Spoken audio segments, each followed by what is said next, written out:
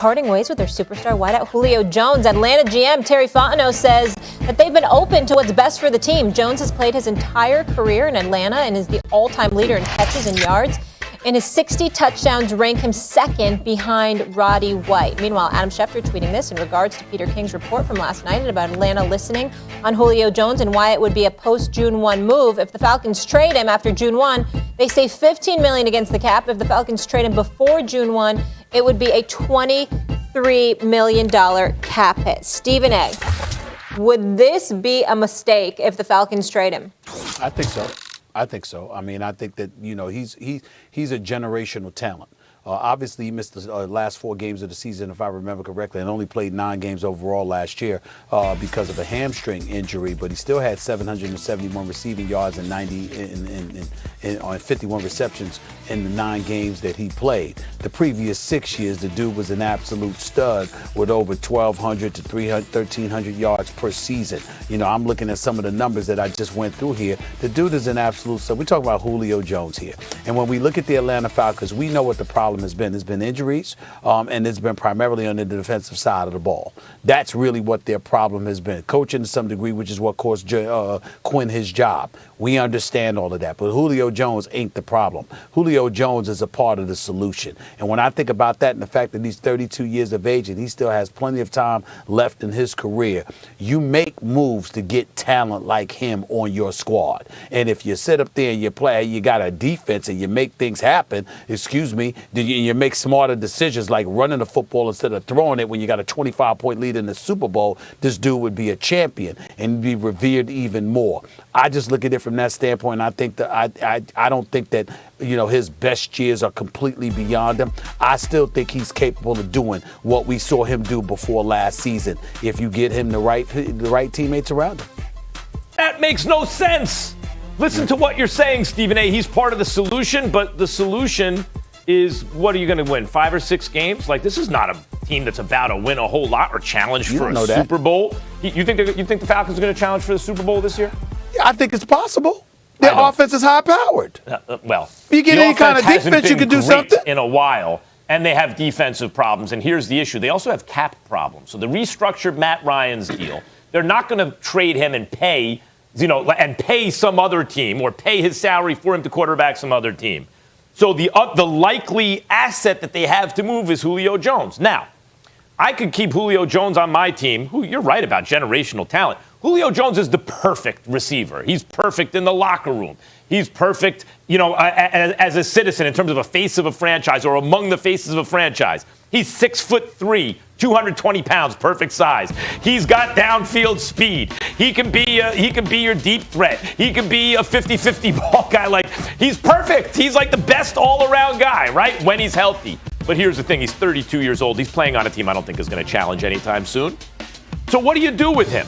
You want Julio Jones and all his greatness on your team to win 6 games or 8 games or whatever, if you think it's going to be more than 5 or 6 games? Or would you like what you can get for Julio Jones now to start building for the future? Seriously, building for the future. The best argument to not trade Julio Jones right now is maybe his trade stock's a little low because he has been hurt. And the year before, it wasn't statistically one of his best years. Maybe that's the best argument, but I would still say at the age of 32, given the way he is perceived around the league, you can get a haul for him now.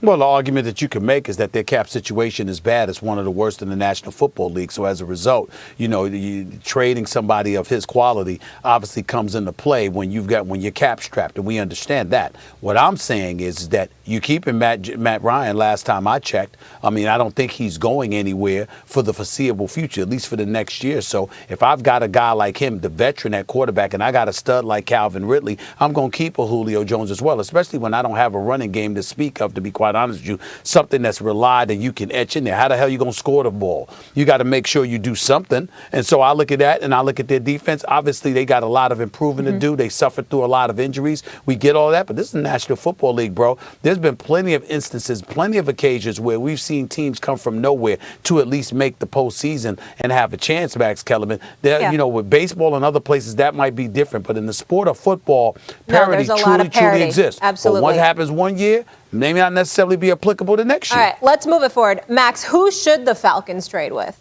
Baltimore, the Ravens. I look at Lamar Jackson, and let's start seeing he's a very promising rookie year, obviously, but also as a passer, in fact, which was slept on. But the trajectory, he hasn't developed every year as a passer. And I'd like to know, and I suspect it's because he doesn't really have enough dynamic weapons on offense. And I get the kind of offense they run, and maybe it's not going to look the same as other offenses. But Stephen A., Hollywood Brown's a pretty good receiver. He could be a downfield threat. But as your number one, no. If you add Julio Jones, you give Lamar Jackson a weapon, whatever the numbers turn out to be, a weapon who can do everything like Julio Jones, that makes all the other receivers better. When you start looking at the depth chart, you start looking at who's wide receiver 2 and 3 and all that kind of stuff. It's like, oh, wait a minute, now that ain't so bad. Now Hollywood Brown could be a problem, and Julio Jones could be a problem. And we'll find out right quick about Lamar Jackson's development. I think Julio Jones on that team makes them real Super Bowl contenders. Well, you could say that. I would tell you if the New England Patriots get Jimmy Garoppolo back or draft a quarterback like Mac Jones, they move up to get somebody like him. Having a safety net like Julio Jones certainly wouldn't hurt, particularly since Bill Belichick pretty much addressed every other need that they had coming into this offseason. He's just looking for a quarterback and an upgrade at the wide receiver spot, obviously. But number one on my list would be the Buffalo Bills, Max Kellerman. Buffalo Bills did go 13-3 last year. They were in a divisional playoff game. Maybe an AFC Championship game, if I remember correctly. You've got that going on. Then you've got to take into account the fact that you got Stephon Diggs, who caught about 127 catches for about 1,535 yards, which led the NFL last year. Then you've got Josh Allen, a young stud who threw for 37 touchdowns and just 10 interceptions. And what was the real problem against the Kansas City Chiefs? They were bereft of weapons. They didn't really have anybody other than a Stephon Diggs to get the football to. And so if you're really talking about competing in the AFC and positioning yourself to compete legitimately for a Super Bowl title coming out of the AFC conference, then I would tell you the Buffalo Bills would be at the top of my list. I mean, they signed Emmanuel Sanders, and yeah, would he make the Buffalo Bills even better? Yeah, that would be that would be a big-time move by them to add a guy like that if it was possible and have just an impossible receiving core because you're going head-to-head, obviously, in that conference with the Chiefs. That's really the team you're trying to get by. I'm just saying, that's like an embarrassment of riches for Josh Allen. You add Julio Jones to that. Lamar Jackson. Well, don't you need that to beat Patrick Mahomes? How'd that work out for Tom Brady when he had an embarrassment of riches? Don't you need that to beat Patrick Mahomes? And Buffalo already beat Baltimore. So I'm saying you want to take it a step forward. I mean, hey, I think the Buffalo Bills would be a perfect situation for Julio Jones. I hear you if they could get him. I'm saying, could Lamar get one? Could he get one dude? Yeah. Could he have one guy like that while other quarterbacks have 2 and 3 sometimes of incredible receiving targets? Give Lamar one guy. Give him a little something to work with. Max is impressed with his passing. All right. Since being drafted in 2011, Julio Jones, one of 3 players with 10,000 receiving yards. Also DeAndre Hopkins and Antonio Brown, the other 2. The big deal with him, though, no diva with Julio Jones. Any team should want him. When we come back here on First Take, who are the fellas clamoring